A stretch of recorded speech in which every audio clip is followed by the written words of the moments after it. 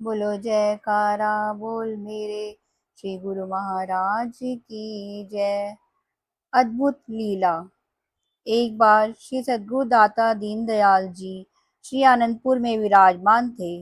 महाप्रभु जी ने दिनांक 24 अक्टूबर सन 2009 को कुछ अधिकारी रूहों को साधु वेश प्रदान किया। सायं समय संगत को समय प्रदान कर श्री कार में विराजमान होकर आप भ्रमण को निकले।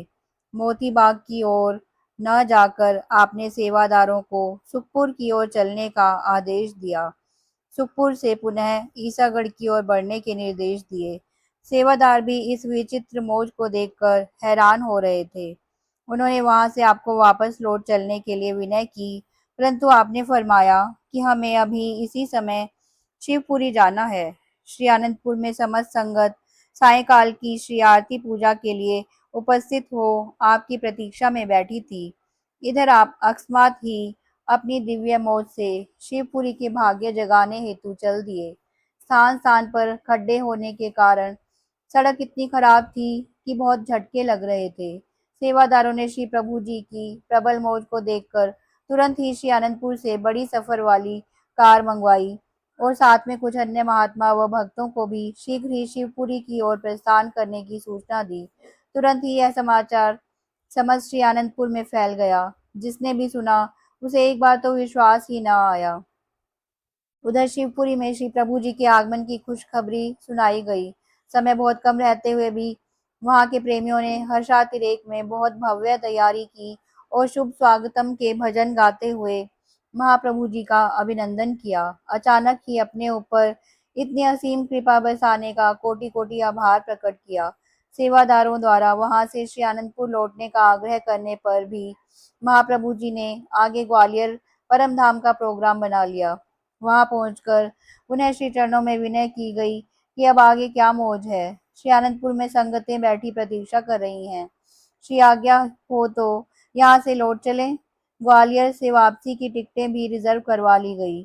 प्रातः परम धाम आश्रम से कुछ दूरी पर बने श्री आनंदपुर ट्रस्ट धर्मार्थ चिकित्सालय में नाश्ता करने के उपरांत स्टेशन पर पहुंचना था, परंतु यहाँ आकर फिर से श्री मौज हुई कि हमें आगे श्री संतनगर जाना है। सेवादारों ने जैसे तैसे फोन द्वारा दोबारा श्री आनंदपुर में सूचना भिजवाई।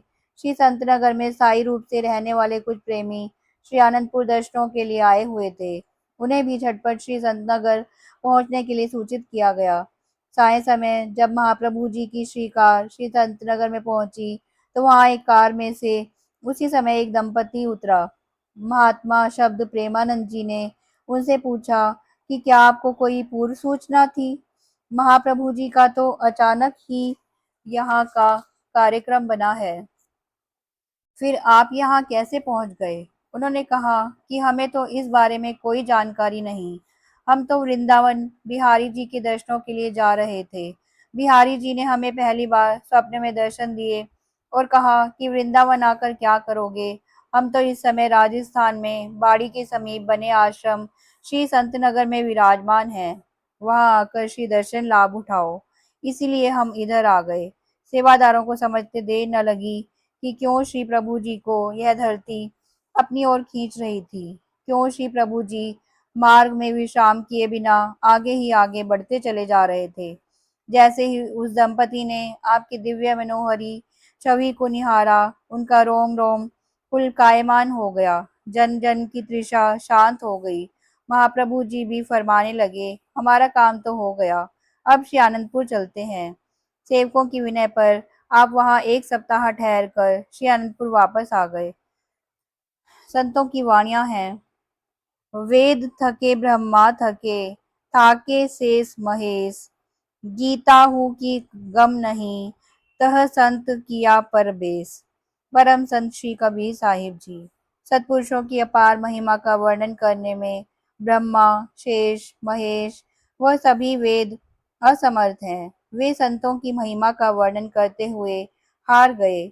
उनके शब्दकोश में ऐसे शब्द ही नहीं जिनमें संतों की महिमा समा सके। यहाँ तक कि जो ज्ञान भगवान श्री कृष्ण चंद्र जी ने श्रीमद् भगवत गीता में दिया है, संतों की वाणी प्रत्येक कार्य व वचनों में उससे भी गहन रहस्य छिपा हुआ है। प्रत्येक प्रेमी के हार्दिक प्रेम को पूर्ण करने के लिए महापुरुष अद्भुत लीला रचाते हैं, जिसे पढ़ सुनकर अन्य प्रेमी आश्चर्यचकित रह जाते हैं। राते माते प्रेम रस भरी भरी देई खुदाई, मस्तान मालिक करी लिए, दादू रहे ल्यों लाई। संत दादू दयाल जी। जिसने भी प्रभु चरणों से सच्ची प्रीत लगा ली, वह प्रभु का प्यारा बन गया। वह सदा प्रेम अमृत का रस पान करते हुए दिव्य मस्ती को पाने लगा। परमात्मा भी अपना बिरद निभाते हुए उसे प्रेम से भरपूर कर देते हैं। यही है प्रभु प्रेमियों का अपने प्रभु के साथ एक अनोखा संयोग।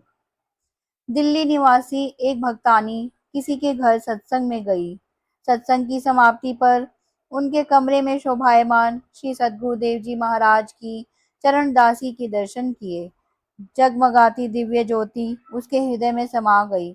उस समय उसे ऐसा आभास हुआ कि मानो पूर्व पुण्य संस्कारों के अनुरूप उसे प्रेमा भक्ति की प्राप्ति हुई हो। सारी रात इसी ध्यान में लीन चिंतित चिंतन करती रही। प्रेम के आवेग में वह कभी महाप्रभु जी के श्री चरणों में मत्था टेकती और कभी अपने हाथों से चरणदासी पहनाने के लिए विनय करती। महाप्रभु जी ने उसे स्वप्न में दर्शन देकर फरमाया कि हमारे लिए चरणदासी बनवाकर श्री आनंदपुर में आओ और अपनी हार्दिक भावना को पूर्ण करो।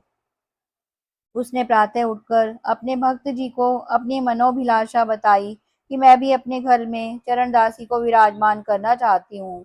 मुझे प्रातः समय स्वप्न में श्री दर्शन देकर महाप्रभु जी ने फरमाया है कि चरणदासी बनवाकर श्री आनंदपुर में आओ। यह सुनकर भक्त जी के हृदय में भी प्रभु प्रेम का प्रवाह तरंगित हो उठा।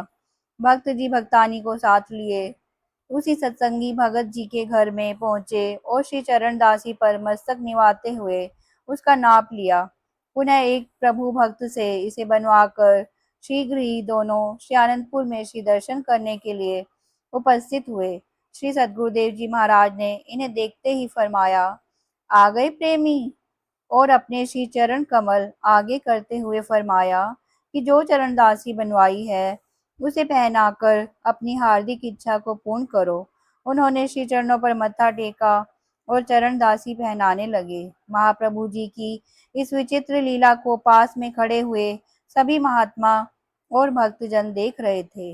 वे श्री चरणों में पहनाने का प्रयत्न कर रहे थे, परंतु श्री चरणों में वह थोड़ी सी छोटी रह गई।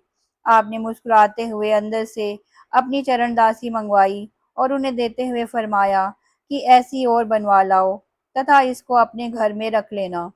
भक्त भक्तानी की आंखों से खुशी के प्रेमाश्रुओं की धाराएं नदियों के समान प्रवाहित होने लगी। पास में खड़े हुए सब महात्मा जनों ने यही कहा कि श्री गुरु महाराज जी असीम प्रेम की बख्शिश विरले विरले प्रेमियों पर ही करते हैं। पुनः भक्त जी ने आगरा से चरणदासी बनवाई और श्री आनंदपुर में आकर हार्दिक अभिलाषा को पूर्ण किया। बोलो जयकारा बोल मेरे श्री गुरु महाराज की जय। दयालु श्री परमहंस दयाल जी भगवान की जय।